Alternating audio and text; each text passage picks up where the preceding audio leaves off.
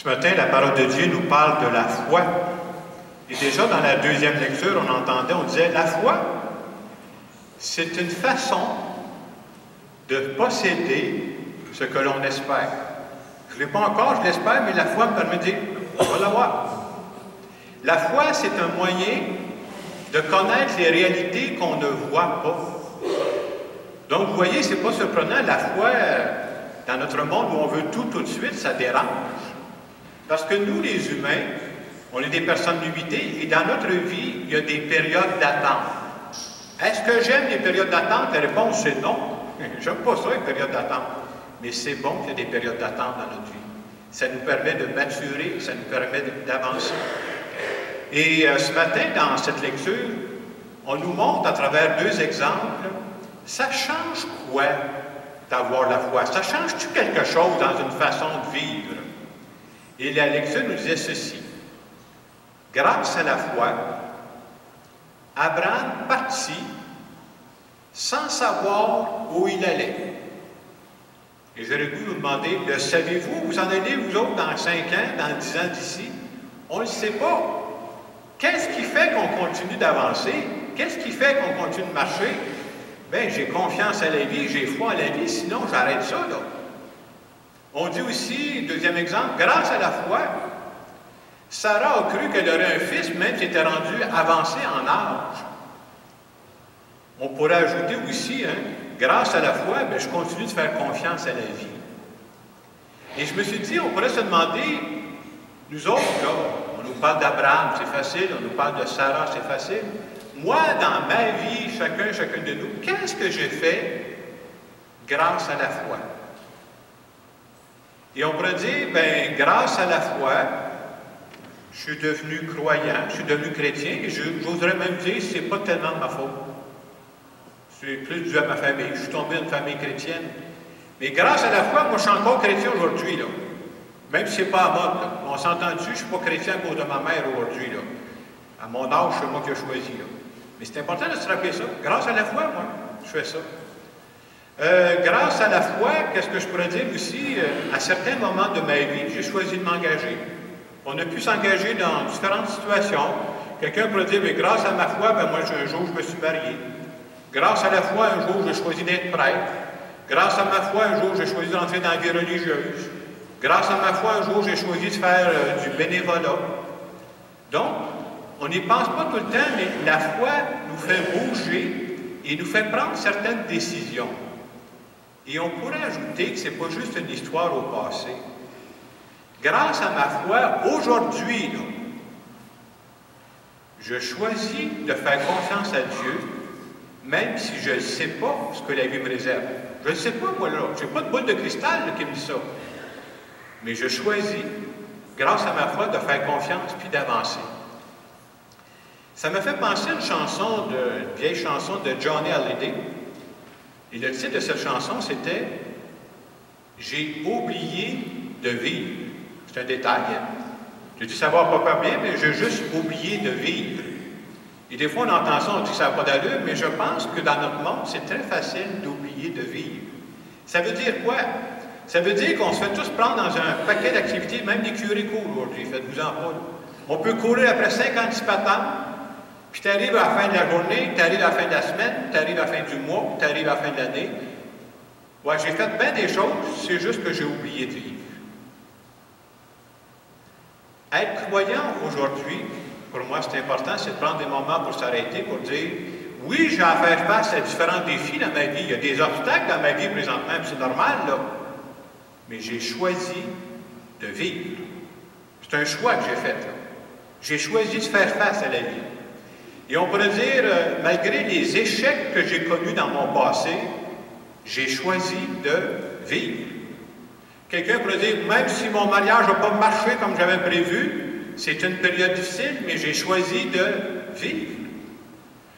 Peut-être que j'ai des problèmes de santé, puis on me dit que ça se peut que je vais avoir ces problèmes de santé-là pour le reste de mes jours. Je peux démissionner ou je peux dire, j'ai choisi de vivre. Il se peut même qu'il y ait des personnes dans ma famille qui ne veulent même plus me parler, là. C'est triste, hein? Mais j'ai choisi de vivre. J'ai des rêves, puis j'espère qu'on a tous des rêves. Puis peut-être que ces rêves-là, ils ne se réalisent pas toujours comme j'avais prévu. Malgré ça, j'ai choisi de vivre. Peut-être que j'ai plus les beaux cheveux que j'avais à 20 ans. Il y en avait plus que ça, en tout cas. Mais je ne m'arrêterai pas avec ça, là.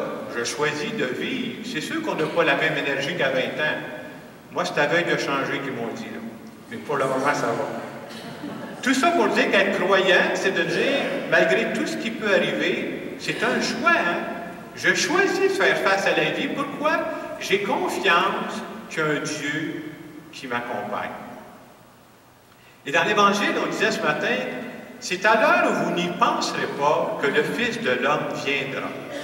Et souvent, quand on entend cette parole-là, les gens pensent à des choses négatives. Hein? Ah, la mort, je vais me frapper, ou il va m'arriver un malheur. Et prenez ce même passage biblique, mettez-le positif. C'est à l'heure où vous n'y penserez pas que le Fils de l'homme viendra. J'y penserai pas, là, des situations auxquelles je n'ai pas prévu, il va m'arriver quelque chose de beau dans ma vie, là. Puis ça va être Dieu, ça va être un clin d'œil de Dieu. Je donne un exemple d'une dame qui vivait pendant un bout de temps de la solitude, était toute seule, elle disait, il me semble que les journées sont longues, j'ai pas personne. Elle comptait qu'après un bout de temps, elle s'est fait une amie, je pense qu'ils se sont rencontrés au centre d'achat. Puis à un moment donné, ils ont commencé à s'appeler, ont commencé à faire des sorties ensemble. Et d'avoir cette personne-là dans sa vie, ça a changé complètement ma vie, ça a rendu la vie agréable. Est-ce que je suis capable, avoir la foi, c'est de dire, je suis capable de reconnaître dans cet élément-là tout simple, un clin d'œil de Dieu. Dieu m'a mis de la beauté dans ma vie. C'est pas nécessaire d'attendre des cas extrêmes. Dieu va m'apparaître du ciel, ça peut attendre longtemps. Ça fait penser à l'histoire d'une dame. Je ne suis pas sûr que c'est vrai, mais en tout cas, on m'a conté cette histoire-là. C'est une dame dont son mari était décédé. Puis elle, dans son mariage, ça n'avait pas été facile. Alors quand son mari s'est décédé, elle s'est mis à suivre des sessions. Puis le curé, pas moi, le curé de la place, donnait une session sur la vie après la mort. Alors il expliquait que nous autres, c'est notre croyance, on croit à la vie après la mort. Alors quand il donnait sa conférence, il demandait aux gens, croyez-vous à ça, vous, la vie après la mort? La madame, elle lève sa main, elle dit, certainement que j'y crois.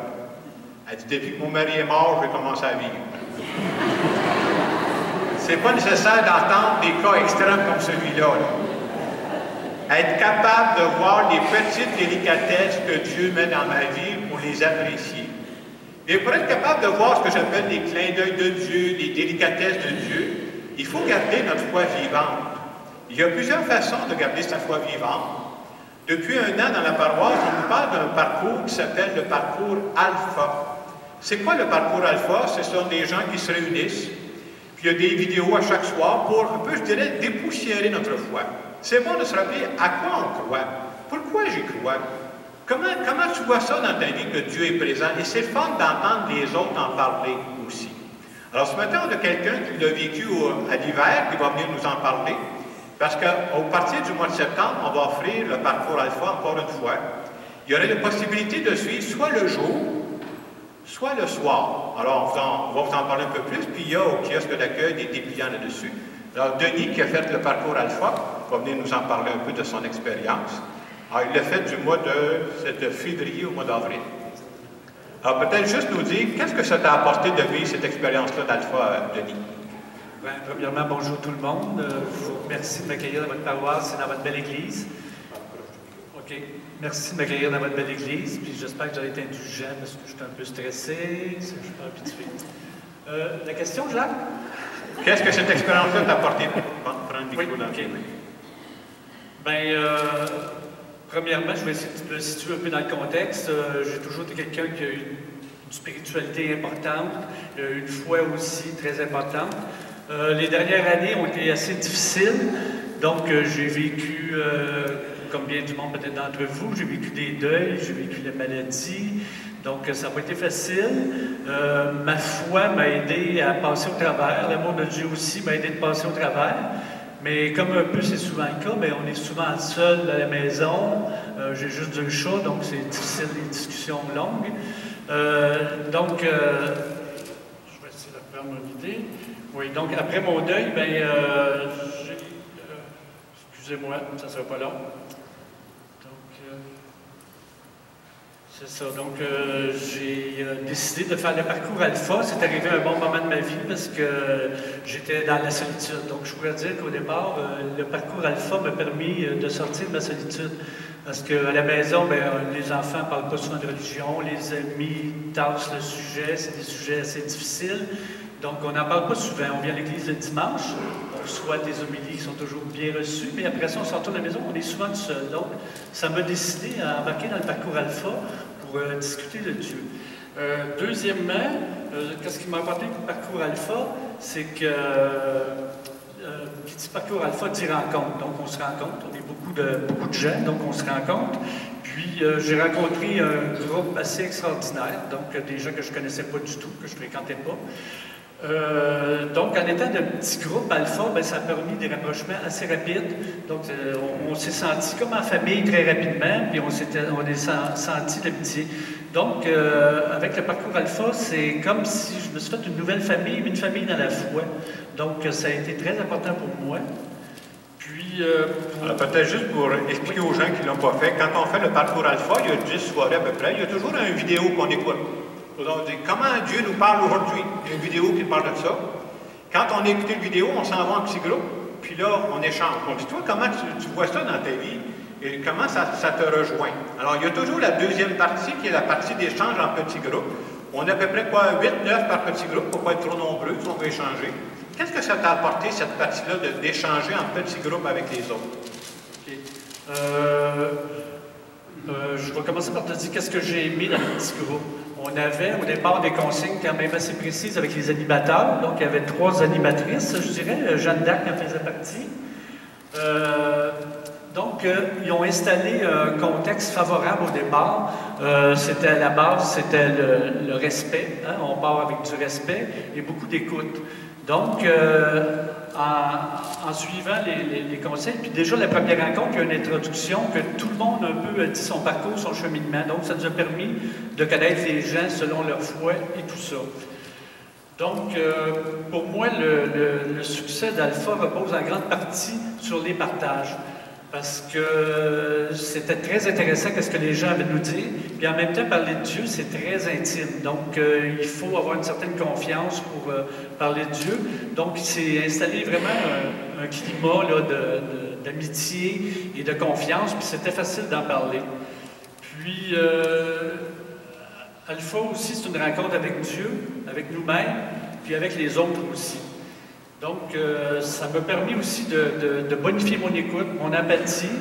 Ça m'a emmené en même temps dans la foi, c'est comme tu disais, Jacques, on a des hauts, des bas aussi, c'est comme dans la vie. Puis, ça m'a comme apporté une lueur d'espoir de voir les gens qui croient, puis des gens qui veulent s'embarquer. Puis, comme je pourrais terminer en disant que moi, ça m'a permis de vivre ma vie, mais ma vie dans la foi, dans l'action. J'ai décidé de m'impliquer dans l'Église. Je suis de la paroisse Saint-Joseph, donc je m'implique un peu dans l'Église. Je vais faire partie des animateurs et co-animateurs du groupe Alpha avec plaisir cet automne. Puis aussi, je suis un peu à la halte Saint-Joseph. Donc, le parcours Alpha m'a amené une ouverture, puis un goût de m'impliquer envers les autres et envers Dieu. Merci beaucoup, Denis. Merci tout le monde.